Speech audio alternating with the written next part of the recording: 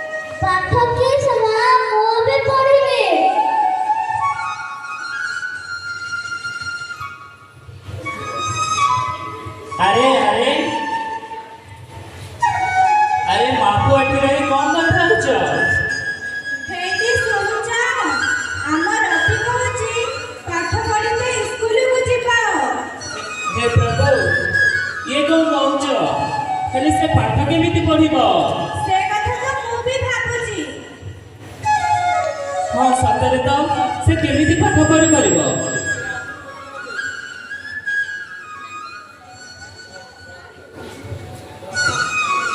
की गलानी की तो कथा चबा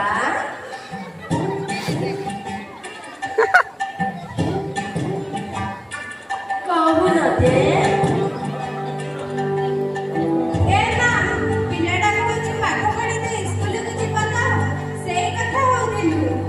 मला न देखिबा लोक देख आलो कहिस काढीची बेको किला तो बोदा तुसु तो किने कहू बा सिए जाई पाठ साठ पढे पंडित हेरि जीव बोले अरे ननी तो मुंड खराब हे जेस रे कोन तू कोन जानि न एमाना को मेरा स्वतंत्र विद्यालय अछि हेरिला आसीगले पंडित महाशय ज्ञान दबाको मते तो तो नहले भारी जानि अरे जानि जीवन तो तते कहूची सुन सरकार नूतन शिक्षा नीति रे समस्त को पई समग्र विद्यालय स्थापना करछथि सेथिरे दिव्यांग भाई भौणी माने भी स्कूल रे पढ़ी परिबे तू कोन जानिछु आसीला ज्ञान दबा हाय रे एमाने पुता तुसु एमाने किनि पढिबे बा मु भी देखिबी ओहो तू जा जा तो कामो लेखिला ता मुंड मत करिबा घर को जा जाओ सतटा मिछ अरे बोले भाई भाई कह जानिछ ने हम गारे गोटे जो शिक्षक अछंती ए जो रंजन आज्ञा कथा कहू कि हां मु पा सेई रंजना आज्ञा से रंजना आज्ञा ही मु कथा कहूची जा से रंजना आज्ञा को पचारिबो आ बुझिबो सेठी हमर से स्वतंत्र विद्यालय रे से रंजना आज्ञा शिक्षक अछंती हला तापरे भी सेठी सब प्रकार सुविधा मिलुची चल चलिलो ओ मु आसुची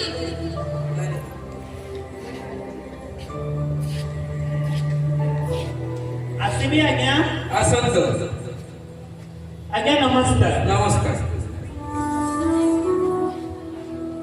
आज्ञा कथा किस कि मो पुओटा देखि पारुनी तो से केमिति पाठ पढिबो ओ केमिति भला मनुष्य होबो बोली तम सहित कथा हेबा पई आसीची ता माने पिलाटी देखि पारु नै बोली कोन पाठ पढि पारिबो नै ସେମାନଙ୍କ ପାଇଁ ପୁରା ସ୍ୱତନ୍ତ୍ର ବିଦ୍ୟାଳୟ ଖୋଲାଯାଇଛି ଯାହାର ନାଁ ହେଉଛି red cross school for the blind.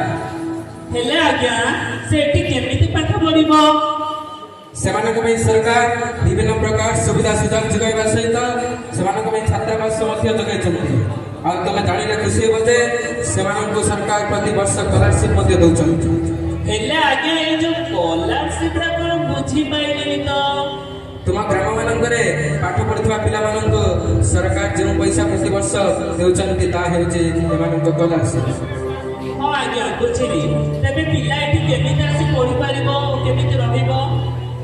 ଆପଣ ଗୋଟେ କାମ କରନ୍ତୁ, ଆସନ୍ତାକାଲି ସକାଳୁ ପିଲାଙ୍କୁ ଆପଣଙ୍କ ସାଙ୍ଗେ ନେଇ ଆସନ୍ତୁ। ଆସିଲେ ଆମେ ପିଲାଙ୍କ ସହ କଥା ହେଇ ପିଲାଙ୍କୁ ଏଠି ଜଏନ୍ କରିବା। ହଉ ଆଜ୍ଞା ତାହେଲେ ଆସୁଛି। ନମସ୍କାର। ନମସ୍କାର।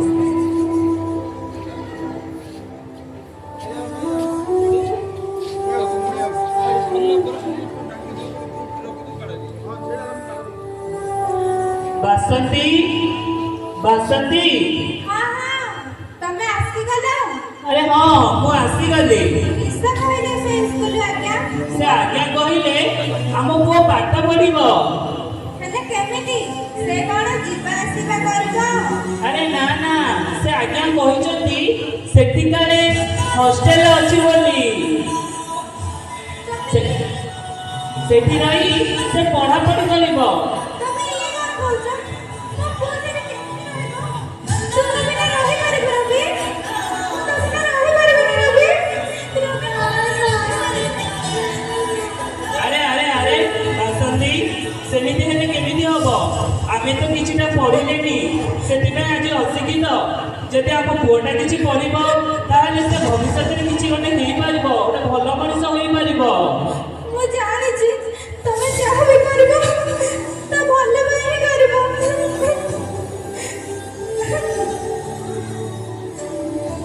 ହଉ ହଉ।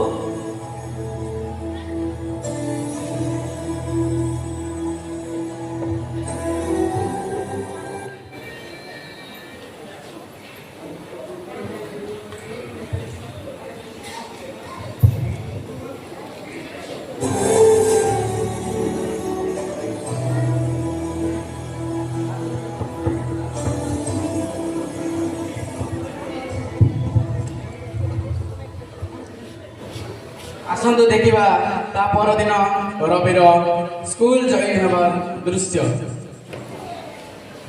ରବି ବାବା ରବି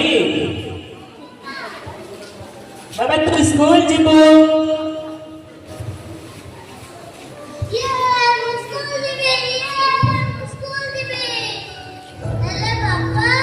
ହଁ ବାବୁ କହ। ହଁ ବାବୁ ତୁ ସତରେ ସ୍କୁଲ ଯିବୁ। ସେଠି କେତେ ସାଙ୍ଗ ମିଳିବେ ଆଉ ଭଲ ଭଲ ଖାଇବାକୁ ମିଳିବ। ତୁ ରହିବୁ ନା ବାବୁ? ହଉ ଏବେ ସ୍କୁଲ ପାଖାପାଖି ପହଞ୍ଚିଲେଣି। ତୁ କାନ୍ଦିବୁନୁ ବାବୁ, ସେଠି ରହିବୁ। ବାବୁ ଆମେ ସ୍କୁଲ ଆସି ପହଞ୍ଚିଗଲେଣି। ଆଜ୍ଞା ନମସ୍କାର। ନମସ୍କାର। ବାବୁ ଆଜ୍ଞାକୁ ନମସ୍କାର କଲୁ। God bless you babu. Babu babu sir ନମସ୍କାର ବୋଲି କଲୁ। God bless you। ଆଜିଠାରୁ ଏମିତି ହିଁ କରିବୁ। ତୁ ଏଠାରେ ପାଠ ପଢିବୁ ତ? ପାଠ ପଢି କଣ ହବୁ?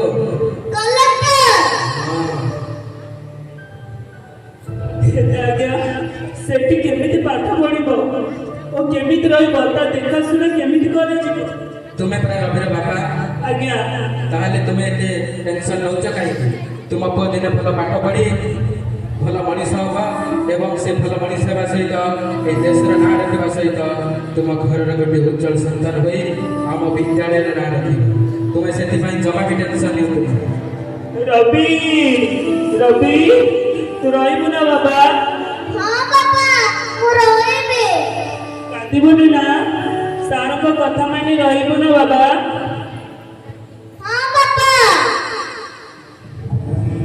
ହଉ ଆଜ୍ଞା ତାହେଲେ ଆମ ପୁଅ ଆପଣଙ୍କୁ ଲାଗିଲା ଆଜ୍ଞା ମୁଁ ଆସୁଛି ତେବେ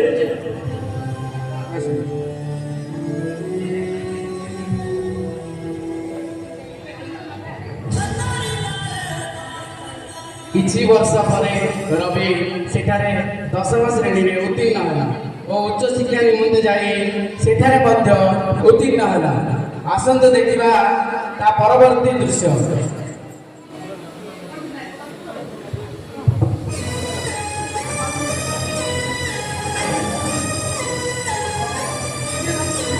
ବର୍ଷା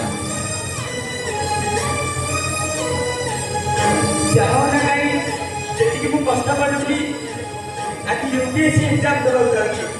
ଏଥିରେ ଯଦି ମୋର ଭଲ ମାର୍କ ରହିଲା ମୋ ଏତେ ବର୍ଷ ସ୍ୱପ୍ନ ସତ ହବ ମୋତେ ବହୁତ ଖୁସି ଲାଗିବ। ଏପରି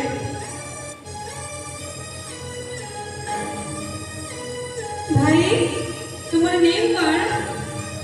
ମାଇ ନେମ୍ ଇଜ୍ ରବି। ତୁମ ନାଁ କଣ? ମୋ ନାଁ ମନିକା। ତୁମେ କାହିଁକି ଏଠାକୁ ଆସିଛ? ମୁଁ ଏଠାକୁ ୟୁପିଏସସି ଏକ୍ଜାମ ଦେବା ପାଇଁ ଆସିଛି। What? UPSC exam ଦେବାକୁ ଆସିଛ? Why not? Because of your life. ତୁମେ ତ exam ଦେଇପାରିବ? ତାହେଲେ କଣ ହେଲା ଜଣେ ବ୍ଲାଇଣ୍ଡ କଣ ୟୁପିଏସସି ଏକ୍ଜାମ ଦେଇପାରିବନି? No, it is impossible. ତୁମେ exam ଦେଇପାରିବନି। କାହିଁକି ଏଇଟା ଇମ୍ପସିବଲ? ସବୁ ପସିବଲ, କାରଣ ଆମେ ଯଦି ଚେଷ୍ଟା କରିଥିବୁ ତାହେଲେ ଆମେ ପସିବଲ କରିପାରିବୁ। ତୁମେ ନା ଯାହା କରିପାରିବ ତାହା କର। ଭାବନା ପଡ଼ି ଆକାଶର ଚନ୍ଦ୍ର ତାରାଗୁଡ଼ାକୁ କାହିଁକି ଚେଷ୍ଟା କରୁଛ? ସେମିତି କାହାକୁ ଦେଖିବାକୁ ଚେଷ୍ଟା କରନ୍ତି ଭଉଣୀ, କାରଣ ଛୋଟ ଦୀପର ଶିଖାଟିଏ ମଧ୍ୟ ଘନ ଅନ୍ଧାରକୁ ଦୂର କରେ। ସେଇଭଳି ଭାବେ ସମସ୍ତଙ୍କ ମଧ୍ୟରେ ଦେଖିବାକୁ ଚେଷ୍ଟା କର। ମୁଁ 100% ଗ୍ୟାରେଣ୍ଟି ଦେଇ କହୁଛି ଯେ ତୁମେ ଏକ୍ଜାମରେ obviously ଫେଲ୍ ହେବ। So all the best. ଠିକ ଅଛି, ସେଥିପାଇଁ ମଧ୍ୟ ମୁଁ ଗ୍ରହଣ କରୁଛି। Thank you. Okay.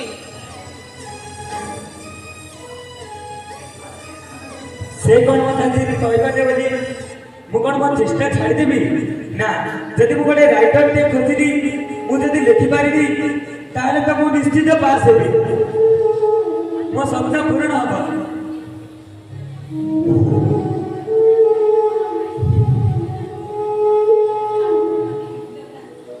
ଭାଇ ତମ ନାଁ କଣ? ମୋ ନାଁ ରବି। ଆଉ ତୁମନେ? ମୋ ନାଁ ବିବେକ। ତାହେଲେ ଭାଇ କ'ଣ ତମେ ପଢ଼ାପଢ଼ି କରୁଛ? ହଁ ଭାଇ, +3 ପଢୁଛି। ତାହେଲେ ଭାଇ ମତେ ଗୋଟେ ସାହାଯ୍ୟ କରିଥାନ୍ତ? ହଁ କହୁନ। ଭାଇ ମତେ ଟିକେ ୟୁପିଏସସି ଏକ୍ଜାମରେ ଲେଖିଥାନ୍ତ? ଲେଖିଦେବି ଯେ ଗୋଟିଏ କଣ୍ଡିସନରେ। କ'ଣ କଣ୍ଡିସନ ନିଶ୍ଚିତ କୁହ। ଗୋଟିଏ ଏକ୍ଜାମ ପ୍ରତି ଯଦି ତମେ 1000 ଟଙ୍କା ଦବ ତାହେଲେ ମୁଁ ଲେଖିଦେବି। ଠିକ ଅଛି ଭାଇ, ଏଠି ଟଙ୍କା ତ ମୋ ପାଖରେ ନାହିଁ। ତାହେଲେ ମୁଁ ଲେଖିପାରିବି ନାହିଁ। ନାଇଁ ଭାଇ, ଏଇଟା ମୋ ଭବିଷ୍ୟତ କଥା। ତମେ ଯଦି ଲେଖିବନି ତାହେଲେ କେମିତି ହବ? ନା ନା, ତମେ ଯଦି ମୋତେ 1000 ଟଙ୍କା ଦବ ତାହେଲେ ମୁଁ ଲେଖିବି, ନହେଲେ ମୁଁ ଲେଖିପାରିବି। ଆସୁଛି। ଠିକ ଅଛି ଭାଇ। ଏହାପରେ ରବି ୟୁପିଏସସି ଏକ୍ଜାମରେ ବିଫଳ ହୋଇଛନ୍ତି। ଆସନ୍ତୁ ଦେଖିବା ତା ପରବର୍ତ୍ତୀ ଦୃଶ୍ୟ।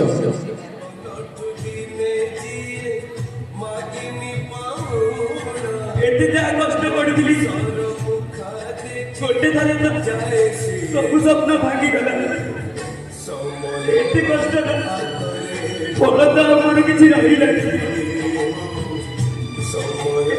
ଯାହା ଟଙ୍କା ନଥିଲା ବୋଲି ମୋ ସ୍ୱପ୍ନକୁ ମୁଁ ସତ କରିପାରିଲିନି। ଦେଖିବା, ଗୁରୁଙ୍କୁ ତ ଦେବତା କୁହାଯାଏ। ସାରଙ୍କୁ ଫୋନ କରିବା, କ'ଣ ଉପାୟ ଜାଣିଥିବା ପରା।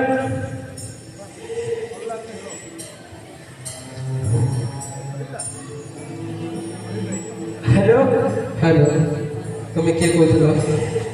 ସାର୍ ନମସ୍କାର, ମୁଁ ରବି କହୁଥିଲି। ରବି, ଭଗବାନଙ୍କର ମଙ୍ଗଳ କର।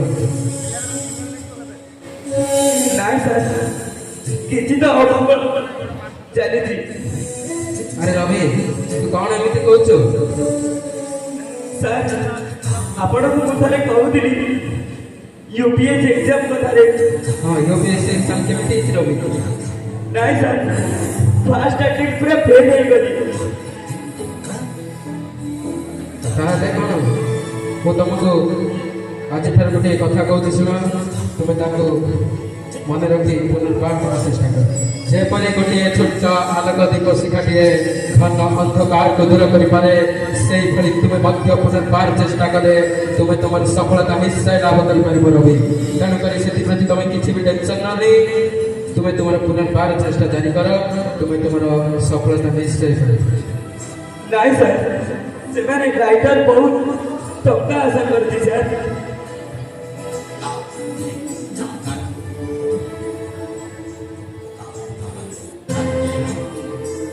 ଆଉ ରବି ତୁମ ପଢ଼ାପଢ଼ି ବାବଦରେ ଯାହା ବି ଖର୍ଚ୍ଚ ହେବ ମୁଁ ମୋ ନିଜ ପଇସାରୁ ତୁମକୁ ତୁମ ପଢ଼ାପଢ଼ି ପାଇଁ ମଧ୍ୟ କିଛି ଖର୍ଚ୍ଚ କରିଦେବି। ତେଣୁକରି ତୁମେ ସେଥିପ୍ରତି ଜମା ବି ଟେନସନ୍ ନ ନେଇ ତୁମେ ତୁମର ଚେଷ୍ଟାକୁ ପୁନର୍ବାର ଜାରି କର। ଆଉ ତୁମେ ନିଶ୍ଚୟ ଆପଣଙ୍କର ସହଯୋଗ ପାଇଁ ମୁଁ ଧନ୍ୟବାଦ କରୁଛି ସାର୍।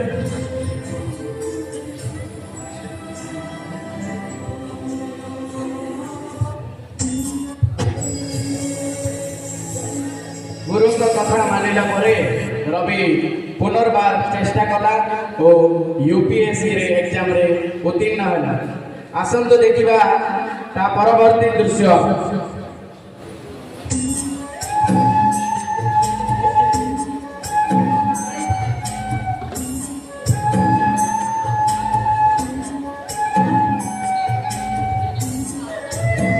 ଯାହା ନା କାହିଁ ମୁଁ ଯେତିକି ଚେଷ୍ଟା କଲି ତା ସବୁ ସଫଳତା ପାଇଲି। ସାର୍ଙ୍କ କଥା ଶୁଣିଥିବାର ତ ଆଜି ମୋତେ ଏଡ଼େ ବଡ଼ ସଫଳତା ମିଳିଛି। ଆଜି ମୁଁ ନିଶ୍ଚିତ ଗାଁକୁ ଯିବି, କାରଣ ମୋ ବାପା ମା ଜାଣିଲେ ବହୁତ ଖୁସି ହେବେ। ଆଜି ଏଇ ସ୍ୱପ୍ନ ମୋ ସତ ହେଇଥିବାରେ ଆଜି ବହୁତ ଖୁସି ଲାଗୁଛି। ଭାଇ ହଁ କିଏ ତୁମେ? ଭାଇ ମୁଁ ମଲ୍ଲିକା। ତୁମେ ସେଇ ମଲ୍ଲିକା ଭଉଣୀ? ହଁ ଭାଇ ମୁଁ ସେଇ ମଲ୍ଲିକା ଯିଏକି ତମକୁ ଏକ୍ଜାମ ହଲରେ ବହୁତ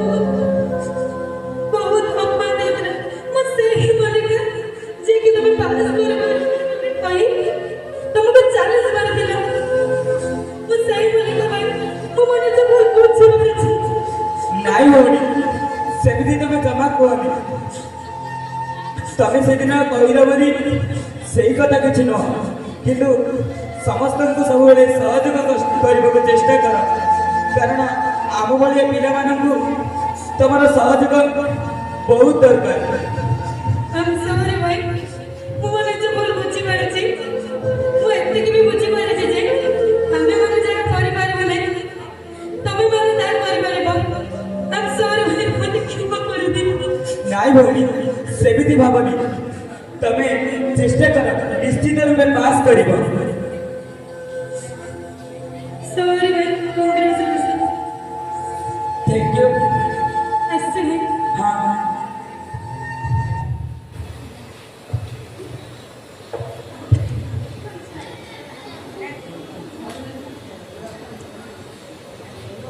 আরে বাসন্তী, বাসন্তী ହଁ ହଁ, ଜାଣିଛ ଆଜି ଆମ ପୁଅ ରବି ଆସୁଛି। ସତରେ ରବି ଆସୁଛି? ହଁ ସତରେ ଆମ ପୁଅ ରବି ଆସୁଛି। କେତେ ଖୁସି ଲାଗୁଛି। କେତେବେଳେ ଆସୁଛି ମୋ ପୁଅ ରବି?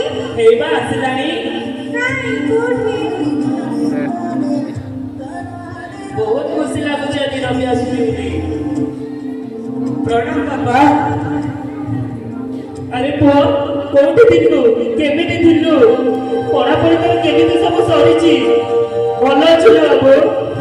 ହଁ ବାପା, ଭଲ ଅଛି ବାପା। ମୁଁ ଆଉ ଆମର ଆଉ ସବୁ ଦୁଃଖ ପଳେଇଲା ବାପା। ଆମେ ସୁଖରେ ରହିବା। ମୁଁ ଖୋର୍ଦ୍ଧାରେ ସବ୍ କଲେକ୍ଟର ପାଇଛି ବାପା। ରବି ଦେଖୁଛ ବାସନ୍ତୀ, କେମିତି ତମେ ଯୋଉ ପୁଅକୁ ଛାଡୁନଥିଲ ଆଜି କେତେ ବଡ ଅଫିସର ହେଇଛି ଦେଖିଲ ତ? ପ୍ରଣାମ ମା। ତୁ ଭଲ ଅଛୁ ନା ରବି? ହଁ ମା। ତତେ ମୁଁ କେତେ ବର୍ଷ ପରେ ଦେଖୁଛି।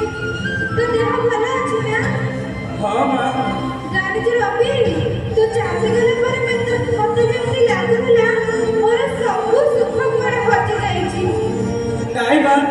ତୁ ଆଉ ସେମିତି କହନି, କାରଣ ଆମର ସବୁ ଏବେ ଦୁଃଖ ପଳେଇଛି। ଏଥର ଆମେ ସୁଖରେ ରହିବା। ତୁ ଆଉ ମନ ଦୁଃଖ କରନି ମା। କିରେ ବାପା ରବି ଆଇଲୁ କି କିନ୍ତି ଅଛରେ ପୁଅ? ପ୍ରଣାମ ମାଉସୀ। ବୁଢ଼ାଟି ହେଇଥା, ମୁଁ ଶୁଣିଥିଲି ତୁ କୁଆଡେ ବଡ ଅଫିସର ହେଇଗଲୁଣି। କିନ୍ତି ବା? ନାଇଁଲା ମାଉସୀ, ତୁ ଯଦି ସେଦିନ ଆମ ବାପା ମାଆଙ୍କୁ ସେମିତି କହିନଥାନ୍ତୁ, ଆଜି କଣ ମୁଁ ଏଡେ ବଡ ଅଫିସରଟେ ହେଇପାରନ୍ତି? ହଁ ରେ ବାପା, ଏମାନଙ୍କର ତ ସୌଭାଗ୍ୟ କି ଏମାନେ ତୋ ଭଳିଆ ଗୋଟେ ପୁତ୍ର ସନ୍ତାନ ପାଇଛନ୍ତି। ତୁ ତ ଆମ ଗାଁର ଗର୍ବ ଗୌରବ, ଯେ ଆମ ଗାଁର ନାଁ ଉପରକୁ ଟେକିଲୁ। ଏମାନଙ୍କର ସୌଭାଗ୍ୟ ତୋ ଭଳିଆ ଗୋଟେ ପୁଅ ପାଇଛନ୍ତି। ମୁଁ ଆଶୀର୍ବାଦ କରୁଛି, ତୁ ଏମିତି ଆଗକୁ ଯା। ଭଗବାନ ତୋର ମଙ୍ଗଳ କରନ୍ତୁ ରେ ବାପା। ହଁ ଲୋ ମାଉସୀ, ତୋ ଆଶୀର୍ବାଦ ସବୁବେଳେ ମୋ ସହିତ ରହିବ। ବୁଢ଼ାଟି ହେଇଥା। ରବି ରବି ନମସ୍କାର, ପ୍ରଣାମ ସାର୍। ଭଗବାନ ତୋର ମଙ୍ଗଳ କରନ୍ତୁ। ରବି ତୁ କେମିତି ଅଛୁ? ଭଲ ଅଛି ସାର୍। ଦେହ ଭଲ ଅଛି ତ? ଆଜ୍ଞା ସାର୍। ଆଉ ତୋର ୟୁପିଏସ୍ ପରୀକ୍ଷା କେମିତି ହେଇଛି? ଏଥର ବହୁତ ଭଲ ହେଇଛି ସାର୍। ଫାଷ୍ଟ ର୍ୟାଙ୍କରେ ପାସ୍ କରିଛି, ଆଉ ଖୋର୍ଦ୍ଧା ଡିଷ୍ଟ୍ରିକ୍ଟରେ ସବ୍ କଲେକ୍ଟର ପାଇଛି ସାର୍।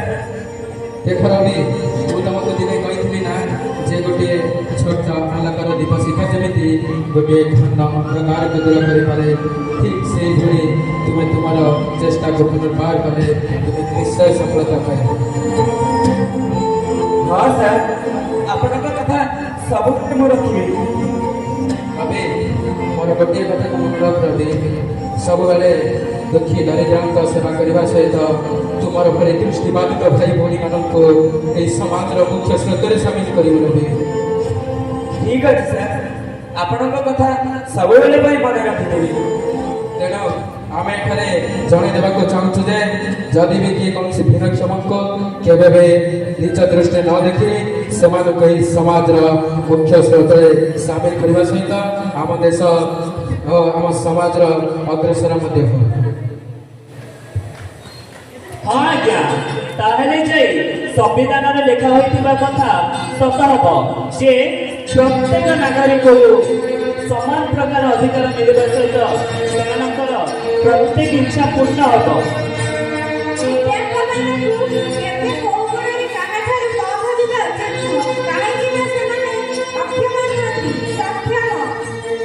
ତେଣୁ ଏ ସମାଜକୁ ଜଣେଇବାକୁ ଚାହେଁ ଯେ ଆମେ ଯେଉଁ ଅକ୍ଷମ ଆମେ ସମସ୍ତେ ସକ୍ଷମ।